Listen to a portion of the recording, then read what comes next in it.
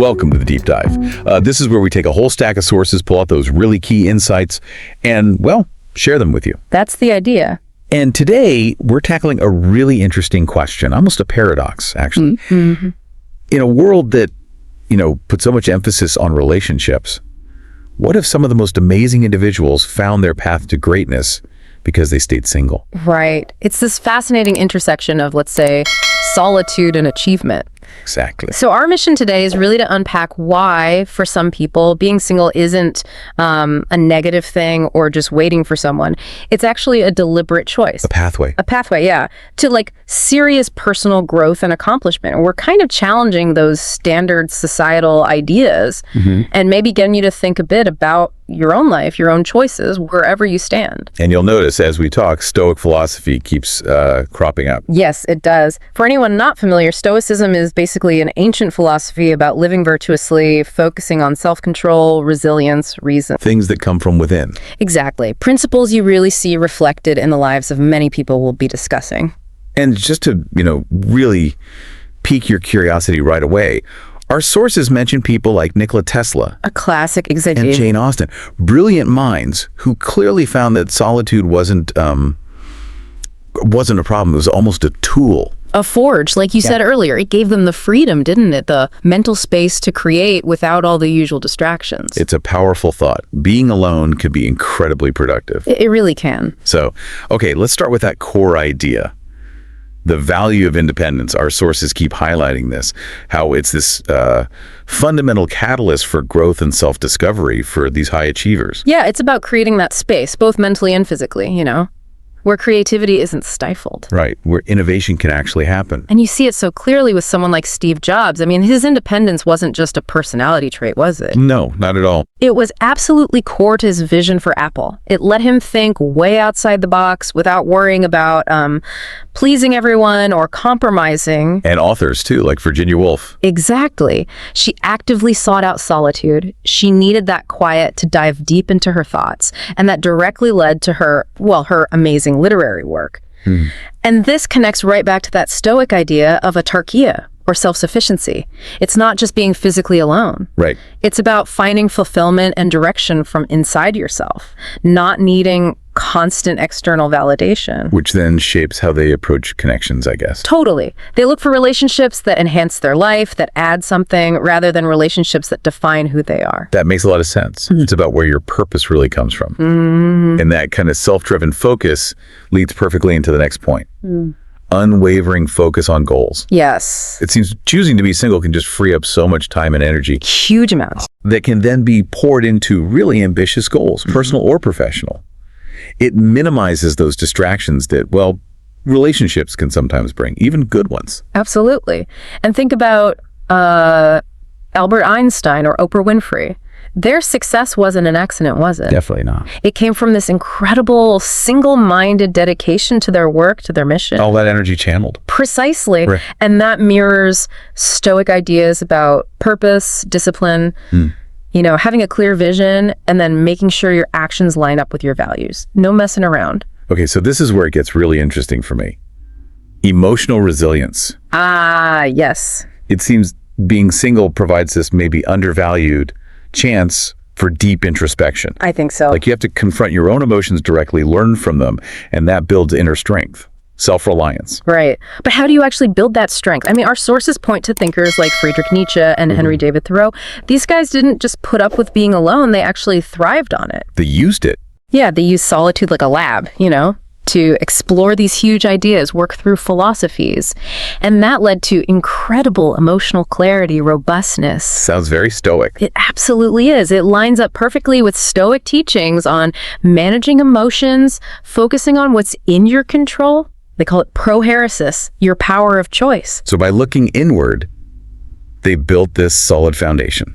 Exactly. A foundation to handle life's curveballs with, maybe more grace and confidence. And that inner clarity, that focus, seems like the perfect setup for the next point. Minimizing distractions. Yes. Keeping that singular focus. It's obvious that focus is crucial for big achievements. Yeah. And relationships, as wonderful as they are, can naturally sometimes just pull your attention in different directions, divide priorities. And what's key here is the deliberate choice to minimize those potential pulls. It's not about rejecting connection entirely. Yeah. It's about a really disciplined approach to your ambitions, making sure every action, every bit of energy serves the main goal. Which connects back to Stoicism again. Definitely. It resonates with the Stoic idea of ataraxia, tranquility of mind. The belief that a clear, uncluttered mind, free from unnecessary drama or turmoil, is essential for good decisions and pursuing what really matters. And that clarity. It just circles right back to self-reflection, doesn't it? It does. The sources keep suggesting solitude is the ideal greenhouse for that. For introspection, understanding yourself. Yeah, really evaluating your thoughts, your feelings, your experiences without all the noise from outside influences that often come with partnerships. So people like Gandhi or Virginia Woolf again. Powerful examples.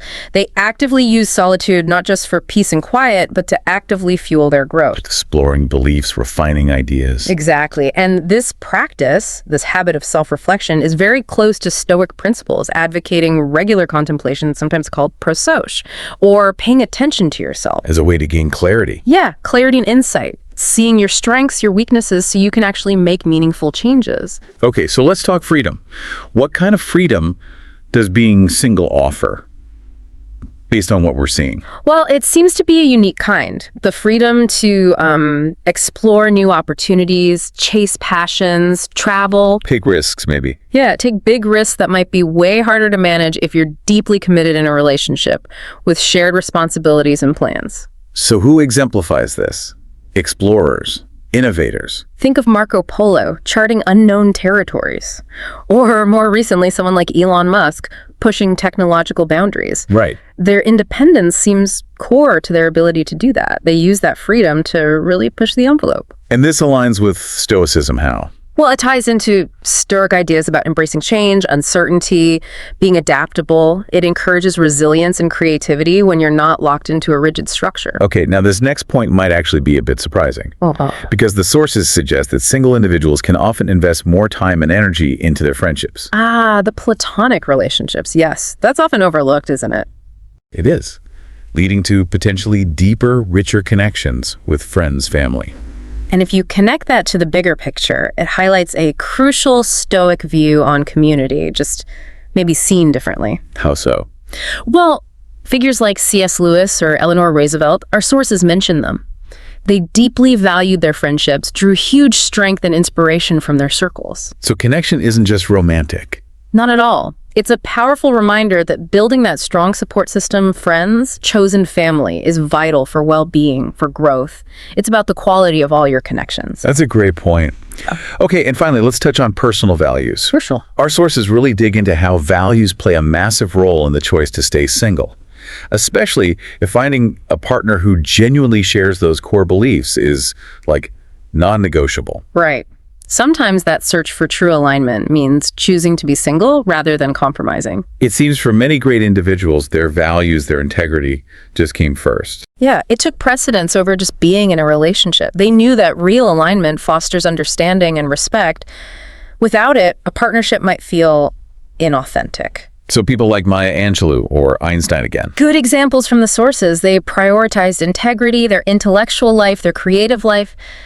Maybe choosing singleness over compromising who they were or what they believed. And this focus on compatibility, on authenticity. It resonates so deeply with Stoic principles of living virtuously, living in line with your true self.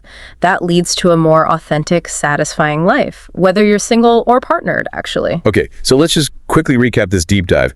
We've seen some really powerful reasons why some great people chose single life. Yeah, a whole range. The power of independence, that unwavering focus, emotional resilience, Freedom to explore, the depth of friendships. and that critical need to align with personal values. Right. And ultimately, I think what we've seen is that a really fulfilling life rooted in growth, purpose, strong connections, romantic or otherwise, is absolutely possible. It definitely challenges that sort of standard narrative, doesn't it? It does. It's just there isn't just one blueprint for a great life.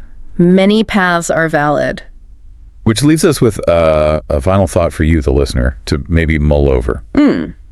How might deliberately carving out time for solitude or for really deep, self-directed focus, regardless of your relationship status right now, how might that help you find your own paths? your own insights, personal strength. Maybe even your own unique form of greatness. Something to think about. We certainly hope this deep dive has given you plenty to consider.